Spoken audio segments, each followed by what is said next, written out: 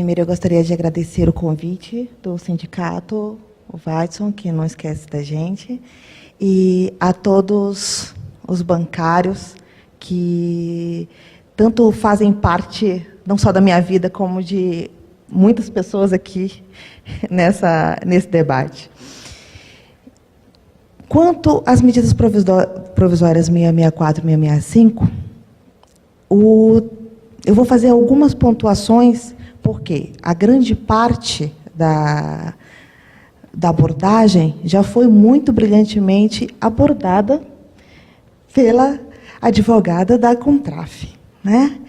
E o que nos chama muito a atenção é quanto àquela previsão interposta, agora inserida por essa medida provisória 664, de que o auxílio-doença, ele somente será devido ao segurado se esse segurado ele não tiver a doença pré-existente. A Previdência Pública, né, o Serviço de Previdência Pública virou um plano de saúde. O segurado que aderir ao plano de previdência, ele não vai mais fazer jus ao auxílio-doença, caso ele venha a se afastar por conta de uma doença pré-existente, se esse afastamento, se essa incapacidade, ela não decorrer de um agravamento, de uma piora dessa doença. Vejam, eu acho que todos aqui sabem muito bem o que é Ler-Dort. Ler-Dort, ela se manifesta não por um agravamento, não sempre por uma progressão, mas sim porque o tempo esfriou, porque a pessoa está muito tensa no trabalho. Então, isso não configura um agravamento, é apenas uma recidiva da doença. E essa pessoa, caso ela venha a se filiar ao regime de previdência portadora de Ler-Dort, ela não terá direito ao auxílio-doença. Ela ficará por conta própria. De onde ela vai retirar recursos para prover o seu tratamento, a sua subsistência? Não interessa ao governo, não é? Essas medidas, elas buscam, sim, equalizar um déficit, dizendo assim para o trabalhador, dizendo assim para a sociedade: olha, nós estamos muito preocupados com a sobrevivência da Previdência Social. Nós estamos preocupados em garantir que amanhã você vai ter direito aos seus benefícios. Só que, para que isso seja possível, muitas pessoas vão ser excluídas, porque nós estamos tentando evitar as fraudes. Então, é o trabalhador que causa a fraude. Não é? Não são os desvios milionários, bilionários, de pessoas que não estão atrás de um auxílio-acidente por incapacidade, que não tiveram a sua capacidade laborativa sugada pela empresa e, por isso, estão na flor da idade, incapazes para o trabalho. O governo faz como antigamente nós tínhamos decisões na vara de assistência do trabalho, em que o juiz ele chegava e dizia assim: doutora, nós temos que ser muito rigorosos quanto à concessão de aposentadoria, de auxílio-doença, porque o segurado ele pode estar mentindo, ele pode estar escamoteando uma situação. É isso que a medida provisória vem fazer. Ela vem preocupada com o segurado que está fingindo uma incapacidade. Então, por isso, não são só 15 dias que ele fica por conta da empresa, são 30 dias, porque se com 15 dias a empresa já relutava em reconhecer uma incapacidade, já relutava em reconhecer um acidente, porque ela tinha medo de uma ação de reparação de danos posterior, você imagina agora com 30 dias. É tempo mais do que suficiente para a pessoa se curar. Afinal de contas, não é? É tudo coisa da sua cabeça. A doença não existe. Ela está na sua cabeça. Alguém colocou ela aí, mas ela não existe. Você não está doente. Você não adoeceu. Você não precisa do benefício.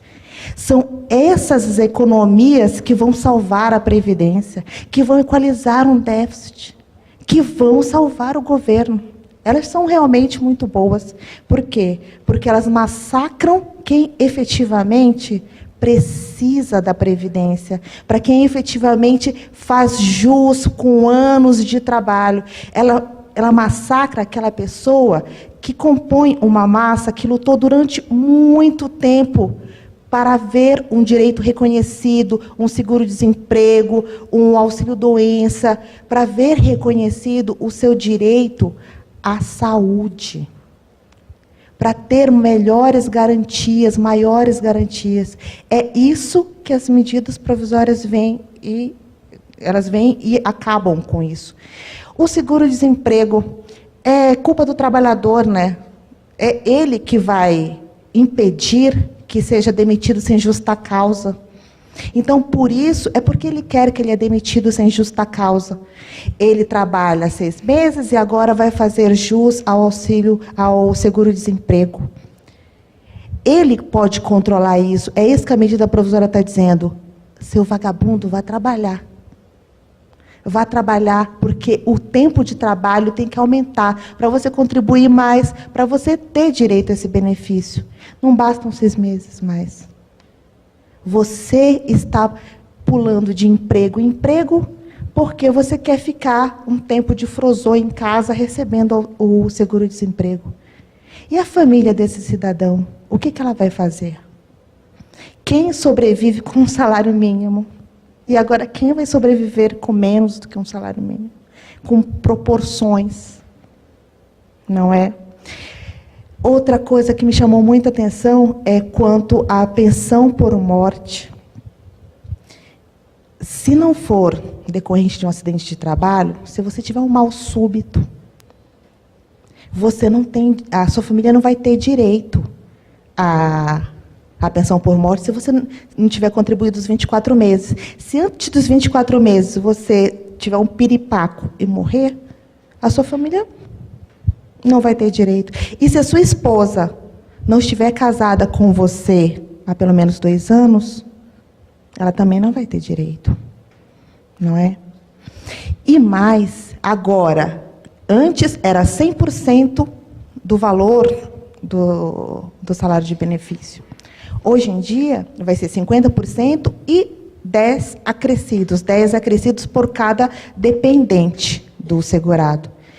E com a vantagem de que, quando aquele dependente atinge a maioridade ou perde direito àqueles 10%, aquele acréscimo, aqueles 10% eles não voltam para a pensão.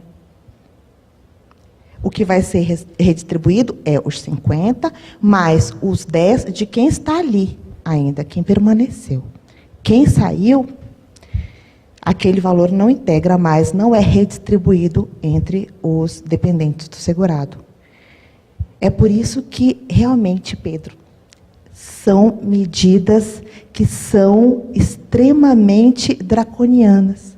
São medidas que vêm para achatar cada vez mais uma camada da sociedade que precisa desse dinheiro, precisa desse auxílio, precisa da Previdência Social. São medidas que existem para acabar com os direitos humanos, com as garantias mínimas, a garantia do mínimo existencial. Para onde foi o princípio do não retrocesso? Para onde foi a preocupação com o povo, que é o destinatário de todas aquelas previsões legais existentes na Constituição? Tudo isso se perdeu. Mas eu acredito muito que os movimentos sociais, as medidas jurídicas tomadas pelas assessorias jurídicas, as medidas judiciais tomadas pelas assessorias jurídicas das entidades sindicais, das entidades de classe, elas vão conseguir reverter esse cenário horroroso que nós temos olhando essas medidas provisórias. O que falar do seguro defeso? Se você pesca mais de um tipo de peixe, você não vai ter seguro, você não vai poder acumular os seguros defesos. Você pesca pintado, você pesca curimatá, e aí cada um desses vai ter o período de defeso. e quando for o período de um, se você já tiver recebido do outro, você não vai poder receber aquele outro. Infelizmente, o cenário é triste, as mudanças são lesivas, são abomináveis, e eu creio que agora é um momento emblemático para nós, sociedade, para nós, povo, para que nós possamos lutar contra essas medidas que retiram direitos sob o pretexto de equalizar um déficit, sob o pretexto de evitar fraudes. Obrigada.